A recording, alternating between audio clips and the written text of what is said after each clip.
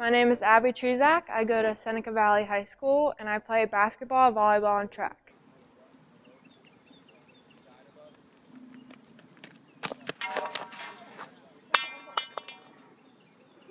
I'm feeling over 100%. I feel better than I did before I had surgery. I definitely feel stronger and I feel more balanced overall. I feel like I'm more strong in my core and in my legs and in my vertical, and I'm definitely more confident with myself. Well, the main thing is that I still feel like we were pretty lucky. We use an assessment that allows us to determine whether people are ready to get back on the field or not, and that was one of the things that I really trained in and specialized in. And to still, have her go back at 15 weeks, it still makes you very, very nervous that something bad is going to happen. And as much as you plan and prepare and do everything and cover all your bases, you're still a little bit worried that something bad is going to go on. The best part about it is that Abbie was so motivated. She, after she tore it, she knew that she had a chance to go play college sports and that she wanted to live out her dream, and she wasn't going to let the ACL tear get in her way. And at the end of the day, that's the thing that allowed her to get back.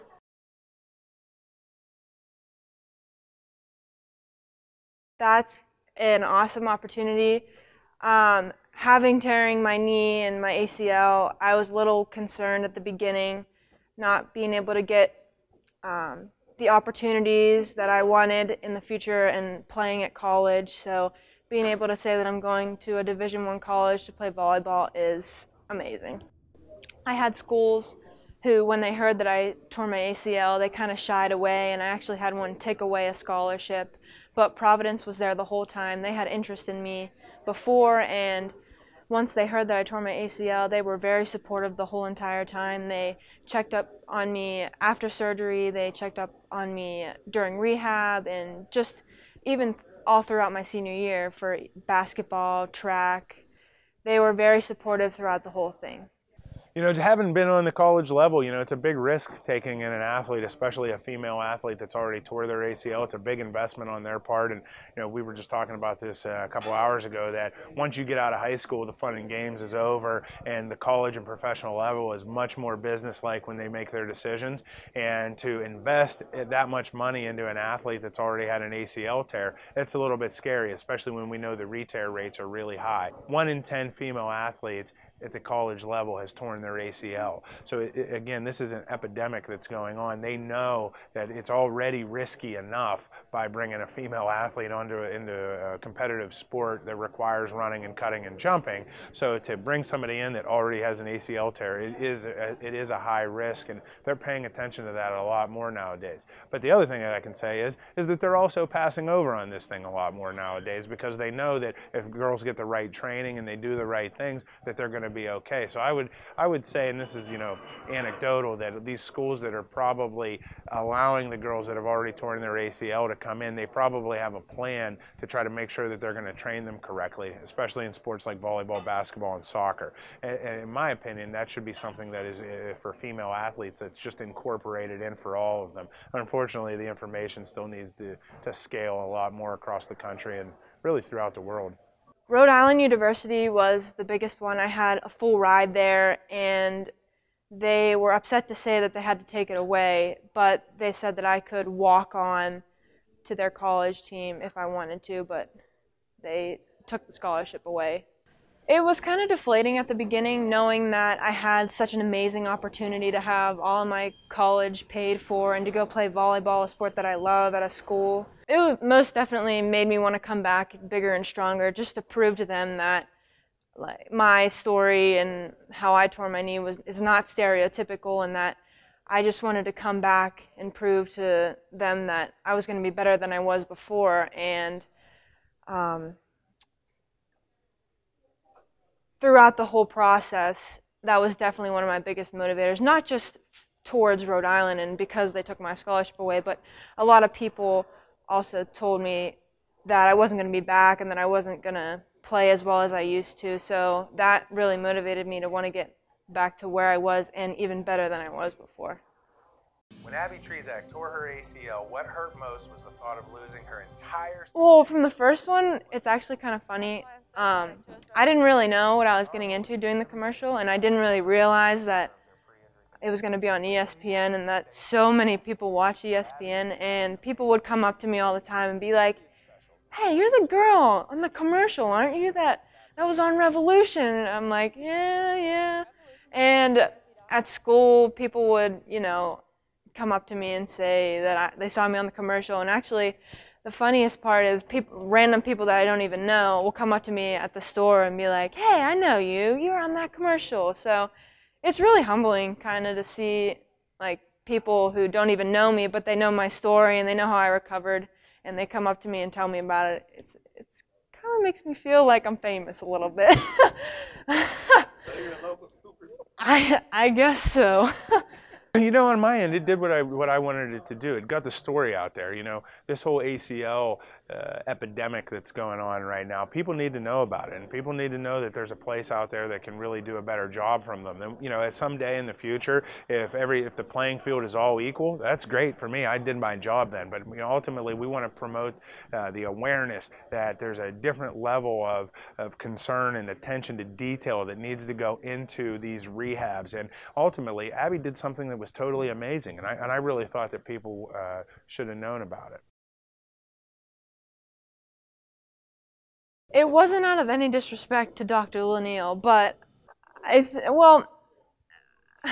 he said that I'm a grown woman and I can make my own decisions, but he was really against it. And I kind of wanted to meet in the middle because I didn't want to disappoint my track coach at the same time, because he was a basketball coach as well, and he watched me play basketball, and basketball is a lot more pivoting and cutting than track throwing a javelin would be.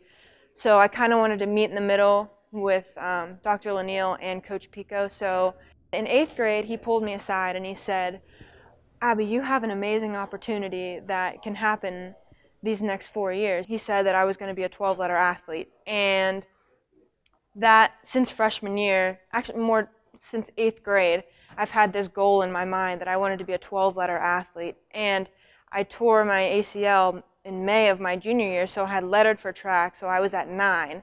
And the doctors had told me that I wasn't going to be able to play any sport my senior year, so my goal was kind of cut short at that moment. I would only get 9 instead of 12.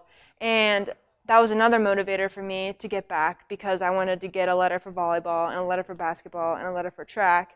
And the reason I did track is because I was at a point where I wasn't going to be able to throw the javelin, but since I was clear to do things, I thought, why not, finish my goal and get the final letter because I was able to, rather than because I was hurt, I couldn't throw. So since I was cleared, why not throw and get the last letter?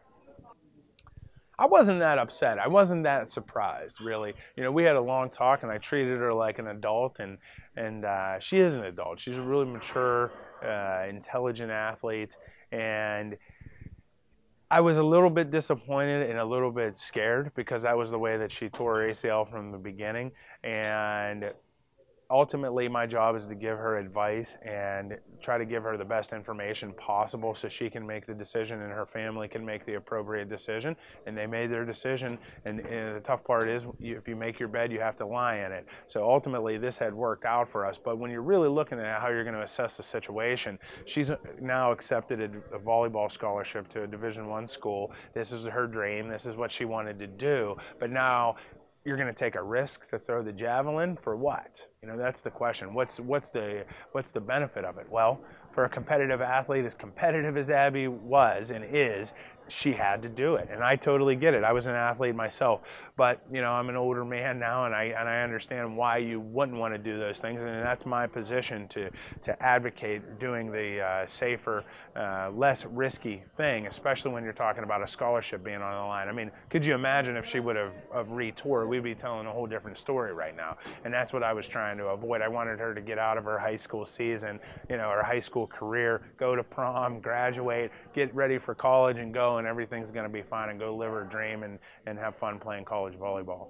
For any girl out there that's tore their ACL, Yeah. what advice do you have? Don't give up. And that's really cliche to say, but honestly, there's going to be people that tell you that you can't make it and that you're not going to be back to where you are and that things are never going to be the same and you're not going to be the same athlete or even the same person that you were before your injury. But you kind of have to use that to motivate yourself, and you have to make the rehabbing process about yourself and finding, what you can do to make yourself better. And you really want to get better to make yourself better and to make yourself happy and to get back to where you were. And there is a light at the end of the tunnel. Like, things will get better. It may be bad at the beginning and it may hurt so bad, but you just have to push through it, and I promise you it will get better. So if you're really looking for to get the appropriate rehab and to focus on getting back to 100%, you should come to a place like Revolution and come seek a physical therapist like me. There's other people out there, but that's the approach that you want to take. And I'm also going to come into Revolution as much as I can just to work on my vertical, to work on quickness and speed and a lot of core strength. If you want to have a successful outcome with anything, you have to have the right plan. And unless you're an expert on ACL rehabs or any other type of rehab, especially when it comes to high-level sports, you should put it into the hands of the expert. And at Revolution, that's why we're here. We're here to help guide you through that process. And I want to do as much as I can to strengthen myself to prevent from injury. In college, you only get 4 years of playing, and I don't want to spend it as much on the bench as much as I did during high school and had to sit out due to an injury. She's just that kind of kid, you know what I mean? She's gonna take her success and attribute it to somebody else. She's a different type of person. She has been I've known her since she was 14 or 15 years old. She has been on a path to success because of her attitude, because of her work ethic. It's just unfortunate that we had to connect because of this injury, and I've been there, helping her out along the way a little bit. So if I've had anything to do with that, that makes me really proud, because that's, ultimately what my goal in life to do is to help people reach their ultimate best potential that they have and self-actualize and be able to reach their goal.